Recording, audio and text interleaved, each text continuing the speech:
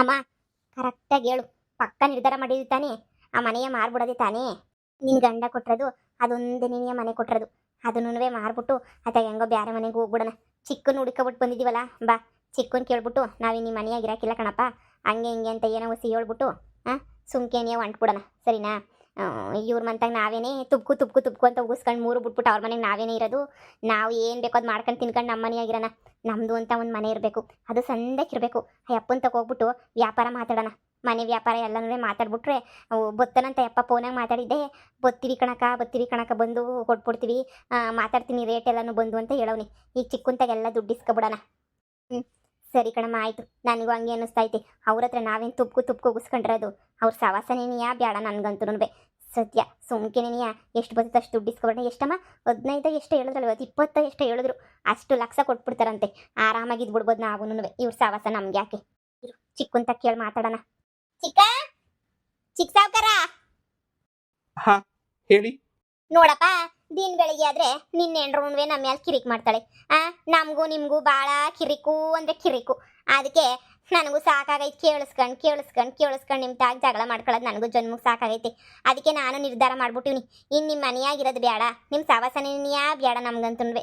ಅದಕ್ಕೆ ನೀವು ಹೇಳಿದ್ರಲ್ಲ ಮನೆ ಪೂರ್ತಿ ನಿಮ್ಗೇನಿಯ ಬರ್ಕೊಟ್ಬಿಟ್ರೆ ನೀವು ನಮಗೆ 20 ಲಕ್ಷನೇ ಇಷ್ಟ ಕೊಡ್ತೀವಿ ಅಂತ ಹೇಳ್ತಿದ್ರಲ್ಲ ಅವಾಗ, ಇವತ್ತಿನ ಬೆಲೆಗೆ ಅದು ಕೊಡ್ತೀವಿ ಅಂತ ಹೇಳ್ಬಿಟ್ಟು ಅದು ಕೊಟ್ಬಿಡಿ ನಮಗೆ. ನಿಮಗೆ ಎಲ್ಲ ನನ್ನ ಮಗಳ ಹೆಸರಿನಾಗೇನಿಯ ಇರೋದು. ಬೇಕಾದ್ರೆ ಒಂದು ಕಿತ್ತ ಪೇಪರ್ನ ನೋಡಿ. ಮಗಳೇ ಪೇಪರ್ ಕೊಡೆ. ನೀವು ಇವಾಗ ಮತ್ತೆ ಮನೆ ಖಾಲಿ ಮಾಡ್ತೀರಾ? ಹೂ ಕಣಪ್ಪ, ಮನೆ ಖಾಲಿ ಮಾಡ್ಕೊಂಡು ಹೋಯ್ತೀವಿ. ಸಾಕಾಗೋಗ್ಬಿಟ್ಟೈತೆ ನನಗಂತೂ. ನಿಮ್ಮದು ನಿಮ್ಮ ಮನೆ ಸವಾಸ, ನಿನ್ನ ಹೆಂಡ್ರು ಮಾತಾಡೋ ಮಾತುಗಳು ನಮ್ಗೇನು ಬಂದಿರೋದು ಗೊತ್ತಗಲ್ಲ. ಅದಕ್ಕೆ ನಮ್ಗಂತೂ 20 ಲಕ್ಷ ಕೊಡೋಕೆ ಇವಾಗ ಶಕ್ತಿ ಇಲ್ಲ. ಜಮೀನು ಮಾರಕ್ಕೆ ನೋಡಿದ್ವಿ, ಜಮೀನು ನನ್ನ ಮಗಳ ಹೆಸ್ರನಾಗೆ ಒಳಿಯನ ಹೆಸ್ರನಾಗೆ ಜಾಯಿಂಟಾಗಿ ಐತೆ. ಇನ್ನು ಏನು ಮಾಡೋಕ್ಕಾಯ್ತದೆ? ಅದಕ್ಕೆ ಸರಿ ಬುಡಿ ಬೇಡ ಅಂತ ಹೇಳ್ಬಿಟ್ಟು ನಾವೇನೇ ನಿರ್ಧಾರ ಮಾಡ್ಬಿಟ್ವಿ. ನಾವೇ ಬೇರೆ ಮನೆಗೆ ಹೋಯ್ತೀವಿ ಕಣಪ್ಪ. ಬೇರೆ ಮನೆ ಆಗಲೇ ನೋಡ್ತಾ ಇದ್ದೀವಿ, ಎಲ್ಲ ವಿಚಾರ ಮಾಡಿದ್ದೀವಿ. ಒಂದು ಮನೆ ಸಿಕ್ಕೈತೆ, ಆ ಮನೆಗೆ ನೀವು ಹೋಗ್ಬೇಕು ಅಂತ ಹೇಳ್ಬಿಟ್ಟು ನಿರ್ಧಾರನೂ ಮಾಡ್ಬಿಟ್ಟಿದ್ದೀವಿ. ಅದಕ್ಕೆ ನೀವು ಬಿರ್ನ ಕ್ಯಾಸ್ ಕೊಟ್ಬಿಟ್ರೆ ಬಿರ್ನ ತಗೊಂಡು ಹೋಗ್ಬಿಟ್ಟು ಹೆಂಗನೂ ಅತ್ತಾಗೆ ನೆಮ್ಮದಿಯಾಗಾದ್ರೂ ಬೇರೆ ಮನೆಯಾಗ ಉಣ್ಕೊಂಡು ತಿನ್ಕೊಂಡು ಇರ್ತೀವಿ. ನೀನು ಹೆಂಡ್ರ ಸವಾಸ ನಮ್ಗಂತೂ ಬೇಡ ಕಣಪ್ಪ. ಅಮ್ಮ ನಾನು ಅನ್ಕೊಂಡಿದ್ದೆ ಫಸ್ಟ್ ನಾವು ಹೋಗ್ಬೇಕು ಇಲ್ಲ ನೀವು ಹೋಗ್ಬೇಕು ಮನೆ ಬಿಟ್ಟು ಅಂತ ಹೇಳ್ಬಿಟ್ಟು. ನಾನು ತಾನೇ ಏನು ಮಾಡಲಿ, ನನಗೂ ಜನ್ಮಕ್ಕೆ ಸಾಕಾಗೋಗ್ಬಿಟ್ಟೈತೆ ನನಗಂತೂ. ಕಿತ್ತಾಡೋದು ದಿನಾನು, ನೀವು ಹೇಳಿದ್ ಕೇಳಕ್ಕಿಲ್ಲ, ಅವಳು ಹೇಳಿದ್ ಕೇಳಕ್ಕಿಲ್ಲ. ಎಷ್ಟು ಹೇಳಿದ್ರು ನೀವು ಅರ್ಥ ಮಾಡ್ಕೊಳಕ್ಕಿಲ್ಲ, ಅವಳು ಅರ್ಥ ಮಾಡ್ಕೊಳಕ್ಕಿಲ್ಲ. ಸರಿ ಆಯಿತು ಬಿಡಿ, ಏನೋ ಅಮ್ಮ ಮಕ್ಕಳೇ ಅಲ್ವಾ ಸಂದಕ್ಕಿರ್ತೀರ ಒಂದೇ ಮನೆಯಾಗೆ, ಏನು ತೊಂದರೆ ಇಲ್ಲ ಅಂತ ಅನ್ಕೊಂಡಿದ್ದೆ. ಆದರೆ ನೀವೇನೇನಿಯಾ ಹಿಂಗೆಲ್ಲನೂ ಹೋಯ್ತೀನಿ ಮಾಡ್ತೀನಿ ಅಂತಂದಮೇಲೆ ನಾನು ತಾನೇ ತಡೆದ್ಬಿಟ್ಟು ಇನ್ನೇನು ಮಾಡಲಿ. ಸರಿ ಆಯಿತು, ನಿಮ್ಮಿಷ್ಟ. ದುಡ್ಡು ತಾನೆ 20 ಲಕ್ಷ ಅಂತಲೇ ಅಮ್ಮ ಮಾತಾಡಿದ್ದು ಅಂತ ಅನ್ನಿಸ್ತದೆ. ಮನೆ ಹಳೇದಾಯ್ತಾ ದುಡ್ಡೆಲ್ಲನೂ ಕಮ್ಮಿನೇ ಆಗೋದು, ಜಾಸ್ತಿ ಹಾಕಿಲ್ಲ. ಒಂದು ಕಿತ ನಾನು ಹೆಂಡ್ತಿದಾಗ ಪುತ್ರ ಎಲ್ಲನೂ ಪರೀಕ್ಷೆ ಮಾಡಿಸ್ಬಿಟ್ಟು ಎಲ್ಲ ಕ್ಯಾಸನ್ನು ರೆಡಿ ಮಾಡ್ಕೊಂಡು ಕೊಟ್ಬಿಡ್ತೀನಿ. ಬರೀ ಮನೆ ಹತ್ರ ಹೋಗ್ಬಿಟ್ಟು ಎಲ್ಲ ನಿರ್ಧಾರ ಮಾಡೋಣ, ಇನ್ನು ಯಾಕೆ. ಸರಿ ಆಯಿತು. ನೋಡ್ದಾ 20 ಲಕ್ಷ ಬರ್ತದೆ. ಅಪ್ಪಂತಾಗ ಮನೆ ತಗೊಬಿಡ್ಬೇಕು ಮಗಳೇ. ಯಾವ ಸೋಕಿ ಜೀವನಕ್ಕೂ ಬಳಸ್ಬಾರ್ದು ನಾವಂತೂ. ಫಸ್ಟು ಮನೆದನ್ನೇ ತಗೋಬೇಕು, ಮನೆ ತಗೊಂಡ ಮೇಲೆ ಬೇರೆದಕ್ಕೆ ಯೋಚನೆ ಮಾಡೋಣ. ಸರಿ ಆಯ್ತು ಹೇಳಮ್ಮ, ಹಂಗೆ ಮಾಡೋಣ. ರೀ ಪತ್ರ ಎಲ್ಲನೂ ಚೆಕ್ ಮಾಡಿದೆ, ಎಲ್ಲನೂ ಇವಳ ಹೆಸರಿನಾಗೆ ಐತೆ. ಇವಳನ್ನ ನಂಬಕ್ಕಾಗಲ್ಲ. ಒಂದ್ಸಲ ಸಿಗ್ನೇಚರ್ ಹಾಕ್ಸ್ಕೊಂಡು ಮನೆದಲ್ವಾ, 3 ತಿಂಗಳೊಳಗಡೆ ಇದು ಮಾಡಿಸ್ಕೊಂತೀವಿ ಅಂತ ಮಾಡಿಸ್ತಾರಲ್ಲ, 1 ತಿಂಗಳೊಳಗಡೆ ಮಾಡಿಸ್ಕೊತೀವಿ ಅಂತ ಹೇಳಿದ್ರೆ ಅಗ್ರಿಮೆಂಟಿಗೆ ಸೈನ್ ಹಾಕ್ಸ್ಕೊಂಡ್ಬಿಟ್ಟು ಕ್ಯಾಶ್ನ ಕೊಟ್ಬಿಡೋಣ. ಸಾಕು ಇವ್ರ ಮನೆಯಿಂದ ಹೋಗ್ತಾರೆ. ನಾವು ಇಷ್ಟೇ ಜನನೇ ನೆಮ್ಮದಿಯಾಗಿ ಜೀವನ ಮಾಡ್ಬೋದು ನೋಡಿ. ಇವ್ರ ಮಗಳು ಸವಾಸ ನಮಗಂತೂ ಏನು ಬೇಡ. ಏನೇ ಆಗಲಿ ನಿಮ್ಮ ಅಮ್ಮ ಅಲ್ವಾ, ನಿನಗೂ ಮನಸ್ಸಲ್ಲಿ ಏನಾದರೂ ಸ್ವಲ್ಪ ಆಸೆ ಇರ್ತೈತೆ ಅಂತ ಅನ್ಕೊಂಡಿದ್ದೆ. ಆದರೆ ನೀನು ಇಷ್ಟೊಂದು ಬ್ಯಾಡವೇ ಬೇಡ ಅಂತ ಕೂತಿದ್ಯಾ ಅಂತ ನನಗಂತೂ ಗೊತ್ತಿರಲಿಲ್ಲ. ಅಮ್ಮ ಆದವ್ರನ್ನ ಹಿಂಗೆಲ್ಲ ಇರ್ತಾರೆ. ಅಮ್ಮ ಆದವರು ಯಾವಾಗೋ ಬದಲಾಗಿ ಯಾವಾಗೂ ಚೇಂಜ್ ಆಗಬೇಕಿತ್ತು. ಆದರೆ ಏನು ಮಾಡ್ತೀರಾ, ಇವರು ಬದಲಾಗ ಮನಸ್ಸು ಮಾಡಿಲ್ಲ, ಅವ್ರು ಬದಲಾಗೋದು ಇಲ್ಲ. ಇನ್ನೂ 10 ವರ್ಷ ಆದ್ರೂ ಅವ್ರು ಹಿಂಗೆ ಇರ್ತಾರೆ. ಸಾಯ ತನಕ ಅವ್ರು ಹಂಗೆ ಇರ್ತಾರೆ.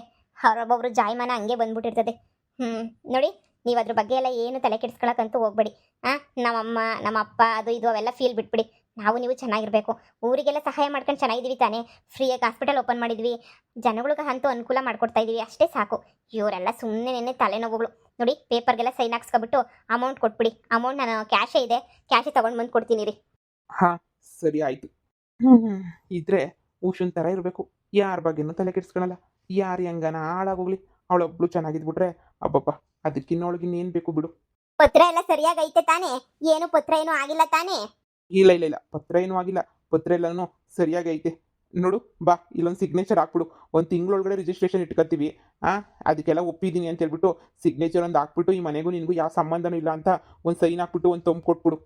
ಆಯ್ತು, ನೀನು ಎಲ್ಲಿ ಸೈನ್ ಹಾಕ್ತೀನಿ ಅಂದ್ರೆ ಅಲ್ಲೇ ಸೈನ್ ಹಾಕ್ತೀನಿ. ಮೊದಲು ಕಾಸು ನನ್ನ ಕಣ್ಣು ಮುಂದೆ ಕಾಣಿಸ್ಬೇಕು, ಅವಾಗ ಸೈನ್ ಹಾಕ್ತೀನಿ. ನೀವು ಆಮೇಲೆ ಮೋಸ ಗೀಸ ಮಾಡಿಬಿಟ್ರೆ ನಾನು ಏನು ಅಂತ ಎಲ್ರಿಗೂ ಗೊತ್ತು. ನಾನು ಮೋಸ ಮಾಡಿಬಿಟ್ಟು ಎಲ್ಗೋಗ್ಲಿ, ಮೋಸ ಮಾಡೋ ಅಂತ ಕೆಲಸ ಆಗಿದ್ದಿದ್ರೆ ನಾನು ಯಾಕೆ ಇಲ್ಲಿ ತನಕ ಕಾಯ್ತಾ ಇದ್ದೆ? ಯಾವತ್ತೋ ಮೋಸ ಮಾಡಿಬಿಟ್ಟು ಯಾವತ್ತೋ ಎಲ್ಲ ಬಡ್ದು ಬಾಯಿಗೆ ಹಾಕತ್ತಾ ಇದ್ದೆ. ಸರಿ ಬಿಡು, ಆಯ್ತು. ಅದಕ್ಕೇನಂತೆ, ನಾನು ಹೆಂಡತಿ ರೆಡಿ ಮಾಡಕ್ಕೆ ಹೋಗೋಳು ಅಮೌಂಟ್ ಎಲ್ಲನೂ ತಂದು ಕೊಡ್ತಾಳೆ ಇರು. ತಗೊಳ್ಳಿ 20 ಲಕ್ಷ. ಕೂತ್ಕೊಂಡು ಒಂದೊಂದು ನೋಟನ್ನು ಎಣಿಸ್ಕೊಳ್ಳಿ. 20 ಲಕ್ಷನೂ ಇಲ್ಲಿ ಫುಲ್ಲು ಕ್ಯಾಶ್ ಐತೆ. ಹಾ, 20 ಲಕ್ಷ ಅವಳೆ, ಇದೆಲ್ಲ ಮನೆಯಾಗೆ ಇತ್ತಾ? ನಂಗೆ ಕಾಣಿಸೇ ಇರ್ಲಿಲ್ವಲ್ಲೇ. ನಂಗೂ ಅಷ್ಟೇ ಕಣಮ್ಮ. ಇವೆಲ್ಲನೂ ಕೋಟ ನೋಟ ಇಲ್ಲ ಒರಿಜಿನಲ್ಲ. ಆಮೇಕಿಂದ ಇವೆಲ್ಲ ಕೋಟ ನೋಟ್ ಆಗೋಗ್ಬಿಟ್ಟು ಈ ಕಡೆ ಮನೆನೂ ಕಳ್ಕೊಂಡು ನೋಟನ್ನು ಕಳ್ಕೊಬಿಟ್ರೆ ಈ ತಕೊಡಿ ಒಂದು ಕಡೆಯಿಂದ ಎಣಿಸ್ಕೊಂಡು ಕೂತ್ಕೊತೀನಿ. ಎಷ್ಟಾಯ್ತೋ ಏನು ಖರ್ಚು ಹೆಂಗೆ ಗೊತ್ತು? 20 ಲಕ್ಷಕ್ಕಿಂತ ಕಮ್ಮಿ ಇದ್ಬಿಟ್ರೆ ಆಮೇಕಿಂದ ನಮ್ಮ ಮೋಸ ಮಾಡಿಬಿಟ್ರೆ ಇಷ್ಟೊಂದು ಲಕ್ಷ ಯಾರೋಗ್ತಾನೆ ಹೆಂಗೆ ಬರೋಕ್ಕೆ ಸಾಧ್ಯ ಆಯ್ತದೆ? ಕೋಟ ನೋಟ್ ಕೊಡೋದೆಲ್ಲ ಬುದ್ಧಿ ನಿಮ್ಗಿರೋದು, ನಮ್ಗೆಲ್ಲ ಕೋಟ ನೋಟ್ ಕೊಡೋ ಬುದ್ಧಿ ಎಲ್ಲನೂ ಇರೋದು. ಹಾಗೇನೇನೆ ದುಡ್ಡಿಂದ ಬಂತು ಅಂದರೆ ನಿಮಗೆ ಗೊತ್ತಿಲ್ದಿರೋದೇನೈತೆ? ನಮ್ಮಮ್ಮ ನಾನು ಎಲ್ಲ ಹೆಂಗಿದೀವಿ ಮನೆ ಕಡೆ ಅಂತ ಹೇಳ್ಬಿಟ್ಟು, ನಮ್ಮಮ್ಮ ನನಗೆ ಅಂತ ಹೇಳ್ಬಿಟ್ಟು ಸ್ವಲ್ಪ ಅಮೌಂಟ್ ಕೊಟ್ಟಿದ್ದು, ಅದೇ ಅಮೌಂಟ್ನೇ ನಿಮಗೆ ಕೊಟ್ಬಿಟ್ಟು ಮನೇನ ವಾಪಸ್ ನಮ್ಮ ಹೆಸರಿಗೆ ಮಾಡಿಸ್ಕೊಳ್ತಾ ಇದ್ದೀವಿ ಅಷ್ಟೇ. ನಿಮ್ಗೆ ಅಷ್ಟೊಂದು ಅನುಮಾನ ಇದ್ರೆ ಕೂತ್ಕೊಂಡು ಆರಾಮಾಗಿ ಎಣಿಸಿ. ಒಬ್ಬೊಬ್ಬ ಮಗಳೇ, ಒಂದೊಂದೊಂದೊಂದು ನೋಟ್ ಎಣ್ಸಕ್ಕೆ ಒಂದು ದಿನ ಬೇಕಲ್ಲ ನಮಗೆಲ್ಲ ನೋಟ್ ಎಣ್ಸಕ್ಕೆ. ಹ್ಞೂ ಕಣಮ್ಮ. ನೋಡಿ, ಸುಮ್ಮನೆ ಹೊರಗಡೆ ಎಲ್ಲ ದುಡ್ಡು ಗಿಟ್ಟು ಇಟ್ಕೊಂಡು ನಿಂತ್ಕೊಬೇಡಿ. ಫಸ್ಟ್ ಸೈನ್ ಹಾಕೊಡಿ, ಆಮೇಲೆ ದುಡ್ಡು ಎತ್ಕೊಂಡು ಹೋಗಿ ಕೂತ್ಕೊಂಡು ಎಣಿಸ್ಕೊಳ್ಳಿ. ಅಕಸ್ಮಾತ್ ಏನಾದರೂ 10 ರೂಪಾಯಿ ಕಡಿಮೆ ಬಂತು ಅಂದ್ರೆ ನನ್ನೇ ಬಂದು ಕೇಳಿ, ಅಷ್ಟನ್ನು ನಾನೇನೇ ಕೊಟ್ಬಿಡ್ತೀನಿ, ಏನು ತೊಂದರೆ ಇಲ್ಲ. ಸರಿನಾ? ಈಗ ದಯವಿಟ್ಟು ಬೇಗ ಸೈನ್ ಹಾಕೊಟ್ರೆ ತುಂಬ ಒಳ್ಳೇದು. ಮಗಳೇ ಕೊಡೆ, ನಾನು ಇಟ್ಕೊತೀನಿ, ನೀನು ಸೈನ್ ಹಾಕಿ ಬಂದು ಕೊಡೆ. ಒಂದ್ಸಲ ಚೆನ್ನಾಗಿ ಓದೇನೇ ಹಾಕ್ಬಿಡು ಸೈನ. ನಮ್ಗೆ ಮನೆ ಬೇಡ, ನಿಮಗೆ ಬರ್ಕೊಟ್ಟಿದ್ದೀವಿ ಅಂತ. ಯಾಕಂದ್ರೆ ಮತ್ತೆ ಅದು ಬರ್ಸ್ಕೊಂಡ್ರಿ ಇದು ಬರ್ಸ್ಕೊಂಡ್ರಿ ಅಂತ ಬಂದು ನಮ್ಮ ಹತ್ರ ಕೇಳಬೇಡಿ.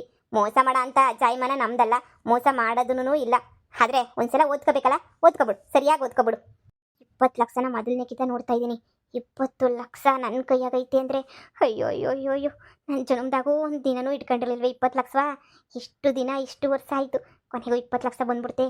ಇಲ್ಲ ಇಲ್ಲ ಇಲ್ಲ, ಕಾರುಗಿರು ಅಂತ ಹೋಗ್ಬಾರ್ದು. ಸುಮ್ಕೆ ಮನೆ ತಗೊಂಡ್ಲೇಬೇಕು, ಇಲ್ಲಾಂದ್ರೆ ಆಯ್ತದ? ಮನೆ ತಗೊಂಡ್ಲೇಬೇಕು. ತಗೊಳ್ಳಿ ಎಲ್ಲ ಸೈನ್ ಹಾಕ್ಬಿಟ್ಟಿವ್ನಿ. ಹಬ್ಬ ಹಬ್ಬ ಹಬ್ಬ, ಲಕ್ಷ್ಮಿ ಮಹಾಲಕ್ಷ್ಮಿ ನಮ್ಮ ಮನೆಯಾಗ ಬಂದ್ಬಿಡ್ತಲ್ಲಮ್ಮ. ಲಾಟ್ರಿ ಬಂದಂಗೆ ಬಂದ್ಬಿಡ್ತಲ್ಲಮ್ಮ ಕಾಸು. ಇಷ್ಟೊಂದು ಕಾಸು ನನ್ನ ಜೀವನದಾಗೂ ನೋಡಿಲ್ವಲ್ಲಮ್ಮ. ಹಬ್ಬ, ಫಸ್ಟಿ ಮುಚ್ಚು ಸೂಟ್ ಕೇಸ್ನ ಮುಚ್ಚಿಬಿಟ್ಟು ನಡಿ ತಗೊಂಡು ಹೋಗ್ಬಿಡೋಣ. ರೀ, ಸಿಗ್ನೇಚರ್ ಎಲ್ಲ ಸರಿಯಾಗೈತೆ ತಾನೇ? ಎಲ್ಲ ಸರಿಯಾಗಿ ಐತೆ ನೋಡಿ. ಈಗಾದ್ರೂ ದುಡ್ಡು ಬಂದೈತೆ, ಅದು ಇದು ಅಂತ ಶೋಕಿ ಮಾಡೋದು ಬಿಟ್ಬಿಟ್ಟು ದಯವಿಟ್ಟು ಮರ್ಯಾದಿನಾಗ ಅದನ್ನ ಒಳ್ಳೇದಕ್ಕೆ ಉಪಯೋಗಿಸ್ಕೊಂಡ್ರೆ ತುಂಬಾ ಒಳ್ಳೇದು. ಸರಿನಾ? ನಮ್ಮ ದುಡ್ಡು ನಮ್ಮ ಇಷ್ಟ, ನಾವು ಏನಾರ ಮಾಡ್ಕೊತೀವಿ. ಅಮ್ಮ ನಡಿಯಮ್ಮ ಹೋಗೋಣ, ಸುಮ್ಕೆನೆಯಾ ಇನ್ನು ಏನು ಮಾಡಿಯೇ? ನಡಿ ಸರ್ನ. ನೋಡಿ, ಹುಷಾರಾಗಿ ತಗೊಂಡೋಗಿ. ಮತ್ತೆ ಯಾರನ್ನ ಕಿತ್ಕೊಂಡೋದ್ರು ಅದು ಇದು ಅಂತ ಹೇಳ್ಬಿಟ್ಟು ಮತ್ತೆ ನಮ್ಮ ತಲೆ ಮೇಲೆ ತಗೊಂಡು ಬಂದಿರಾ. ತಿರುಗಿ ಕೊಟ್ಟಿಲ್ಲ ಮಾಡಿಲ್ಲ ಅಂತ ಸಿಗ್ನೇಚರ್ ಅಂತೂ ಆಗೋಗ್ಬಿಟ್ಟೈತೆ. ಸರಿನಾ? ಇಷ್ಟು ಲಕ್ಷ ದುಡ್ಡು ಕೊಟ್ಟಿದ್ದೀವಿ ಅಂತಲೂ ಹೇಳಿದ್ದೀವಿ. ತಗೊಂಡು ಬೇಗ ಹೋಗಿ ಎಲ್ಲನ. ನಿನಗೀಗ ಖುಷಿ ಆಯಿತು ಅಂತ ಅನ್ಸುತ್ತೆ. ತಗ ಪೇಪರ್ನ ಒಳಗಡೆ ರೂಮಲ್ಲಿ ಎತ್ತಿಡು. ರೀ, ಏನೇ ಆಗಲಿ, ಇವ್ರಂತೂ ಒಂದು ಸ್ವಲ್ಪ ಇವರಿಂದನೇ ನನಗಂತೂ ಕಾಮಿಡಿ ಅಂತ ಅನ್ನಿಸ್ತೈತೆ. ಈಗ ನಮ್ಮ ಥರ ಜೀವನ ಮಾಡ್ಕೊಂಡಿದ್ರೆ ಲೈಫಾಗಿ ಏನು ಸಿಗ್ತೈತೆ? ಅಡುಗೆ ಮಾಡಿಕ್ತೀನಿ, ಹಾಸ್ಪಿಟಲ್ಗೆ ಹೋಗ್ತೀನಿ, ಬರ್ತೀನಿ, ಮಾಡ್ತೀನಿ.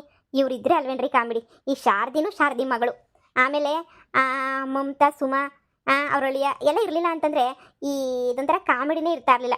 ಇವರೆಲ್ಲ ಇರೋದಕ್ಕೆ ಒಬ್ಬೊಬ್ಬರು ವಿಚಾರನೂ ಕೇಳ್ತಾ ಇದ್ರೆ ಏನೋ ಒಂಥರ ಕಾಮಿಡಿ. ಇವ್ರು ಇದ್ರೇನೇ ಕಾಮಿಡಿ. ಇವ್ರು ಹಿಂಗಿದ್ರೇನೇ ಚೆನ್ನಾಗಿರ್ತದೆ. ಫುಲ್ಲು ಒಳ್ಳೆಯರಾಗೋಗ್ಬಿಟ್ಟು ಫುಲ್ಲು ಸೀರಿಯಸ್ ಆಗೋಗ್ಬಿಟ್ರೆ ಒಬ್ಬರೂ ನೋಡೋಕ್ಕೂ ಮನಸ್ಸೇ ಬರಲ್ಲ ಅನ್ನಿಸ್ತದೆ ಅಲ್ವೇನ್ರಿ? ಇವ್ರು ಹಿಂಗಿರೋದೇ ಎಷ್ಟೋ ಖುಷಿ.